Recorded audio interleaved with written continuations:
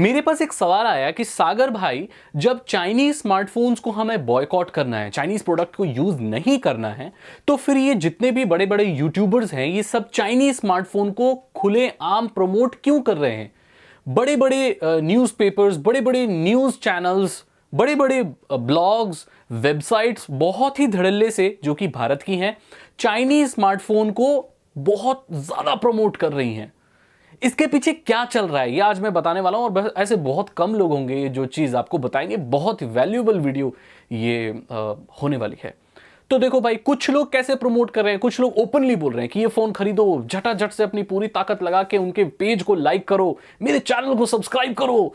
और कुछ लोग क्या कर रहे हैं, इस बहाने से प्रमोट कर रहे हैं कि मैं तो बस ये देखने आया था कि इसमें कुछ अलग आया है कि नहीं आया है, और बस मैं गिव अवे करने आया हूं।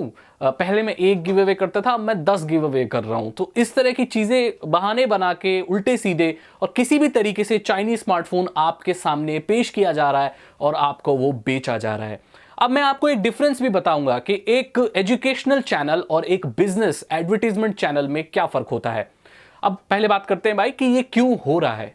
पैसा, इसके पीछे सिर्फ एक ही वजह है, वो है बहुत भारी पैसा जो ये चाइनीज कंपनियां इन लोगों को दे रही हैं, इन यूट्यूबर्स को दे रही हैं। पैसा कमाना सबको अच्छा लगता है और ये कंपनियां अब पहले से ज्यादा पैसे इन लोगों को प्रोवाइड कर रही हैं, इसीलिए ये इतने जोरों शोरों से इन प्रोडक्ट को, इन चाइनीज स्मार्टफोन्स को प्रमोट कर रहे हैं। इन्हें कोई फर्क नहीं पड़ता कि इसका प्रॉफिट चाइना में जाता है और वही पैसा गोली बनकर हमारे सेना के जवानों के सीने पर लगता है। इन लोगों को कोई फर्क नहीं पड़ता। इन लोगों को फर्क पड़ता है कि ये ज्यादा से ज्यादा पैसे कमाएं और ऐशो आराम की जिंदगी जिएं। ये चीज मैंने आपको बता दी। अब देखते हैं कि जो चाइनीज स्मार्टफोन है, कई लोग ये क्लेम करते हैं कि वो Chinese smartphone made in India है। तो ये मेड इन इंडिया क्यों होते हैं, इसके बारे में मैं बात करता हूं। देखिए, ये मेड इन इंडिया नहीं होते हैं, ये इंडिया में आके मैन्युफैक्चर किए जाते हैं। इसके जो पार्ट्स होते हैं वो चाइना से आते हैं और यहां पर आके, या जो भी पार्ट्स हैं यहां बन रहे हैं, जो भी चीज है यहीं बन रही है और यहीं मैन्युफैक्चर हो रही है। क्योंकि जो स्मार्टफोन होते हैं, अगर आप उसे इंपोर्ट करें जो कि बाहर से बना हुआ है, तो उस पर इंपोर्ट ड्यूटी लगती है, कुछ चार्जेस लगते हैं जो कि मेरे ख्याल से मुझे पूरे तरीके से तो पता नहीं, लेकिन 20% होते हैं शायद। लेकिन जो स्मार्टफोन यहां पर आके ये लोग असेंबल करते हैं, उस पे सरकार की जो कमाई होती है वो 12% जीएसटी होती है, जो कि स्मार्टफोन पर गुड्स एंड सर्विसेज टैक्स लगता है, जो सरकार के पास जाता है और सरकार का जो बेनिफिट हो वैसे ही होता है। इसीलिए यहां पर आके ये मैन्युफैक्चर करते हैं और भारत में लेबर और जो वर्कर्स होते हैं वो सस्ते होते हैं, इसीलिए ये उनका इस्तेमाल करके अपने प्रोडक्ट को यहां बेचते हैं।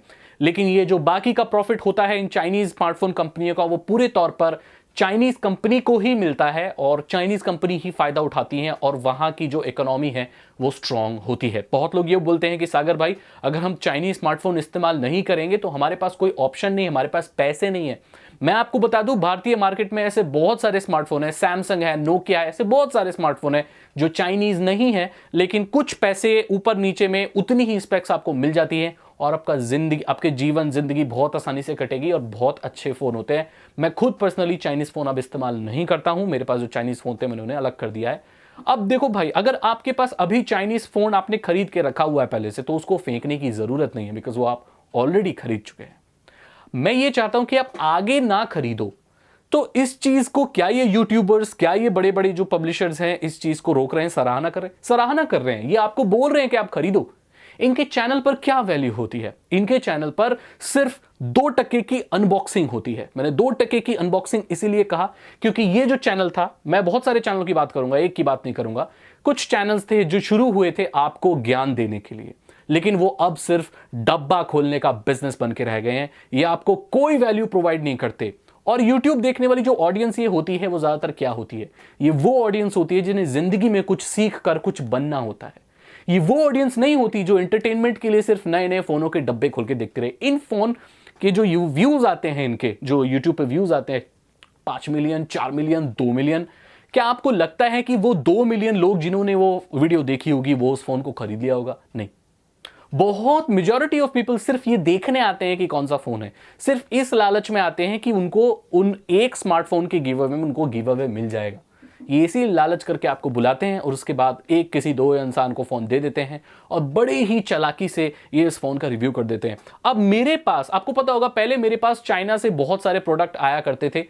अब क्यों नहीं आ रहे? अब आप सोच रहे होंगे सागर भाई आपके पास अब कोई कैमरा नहीं आ रहा, कोई कुछ नहीं आ रहा। जब से ये टेंशन शुरू हुई और चाइना ने ऐसे रूप दिखाने शुरू किए, मैंने बॉयकॉट कर दिया कि मैं कोई भी चाइनीज प्रोडक्ट रिव्यू नहीं करूंगा।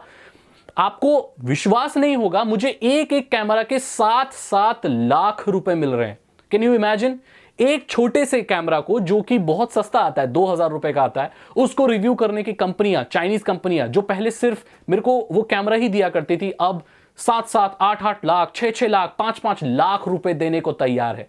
लेकिन मैं साफ तौर पर उनके मेल का या तो रिप्लाई नहीं करता, या तो मैं बोलता हूं कि अगर ये कैमरा चाइनीज है तो मैं इसको रिव्यू नहीं करूंगा।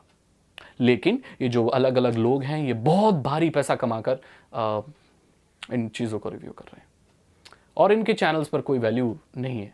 जो एजुकेशनल चैनल थे, जो पहले आपको ज्ञान देने के लिए शुरू हुए थे, वो सिर्फ एक डब्बा खोलने का और बिजनेस करने का एक सिर्फ जरिया है। ऐसा है कि आप सिर्फ ऐड देखने जाते हो, आपकी ज़िंदगी में कोई वैल्यू ऐड नहीं होती है, आप कोई नई चीज़ सीखते नहीं हो, आप आगे बढ़ते नहीं हो, सिर्फ डब्बे देखकर उन लोगों की जेबें भरते रहते हो, और फाइनली चाइना की जेब आप भरते रहते। और क्या आपको लगता है कि ये कंपनियां इन रिव्यूअर्स की इज्जत करती होंगी? क्या ये कंपनियां इन यूट्यूबर्स को अच्छे से पेश आती होंगी? जी नहीं। अगर आप टेक इंडस्ट्री को बहुत अच्छे से जानते हो तो आपको यह पता होगा कि बहुत जो छोटे छोटे क्रिएटर्स हैं, वो लिटरली भीख मांगते हैं ब्रांड के सामने कि सर प्लीज मुझे एक फोन दे दो, मुझे रिव्यू करना है।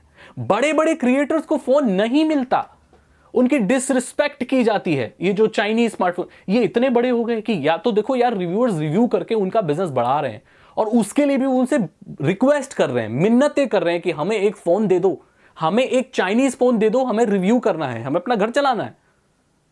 तो भाई ये बहुत मुश्किल वाली बात है कि जो लोग सिर्फ फोन रिव्यू ही करते हैं वो क्या करेंगे, क्योंकि ज्यादातर फोन तो चाइनीज आते हैं। तो वो अगर चाइनीज फोन रिव्यू नहीं करेंगे तो वो करेंगे क्या?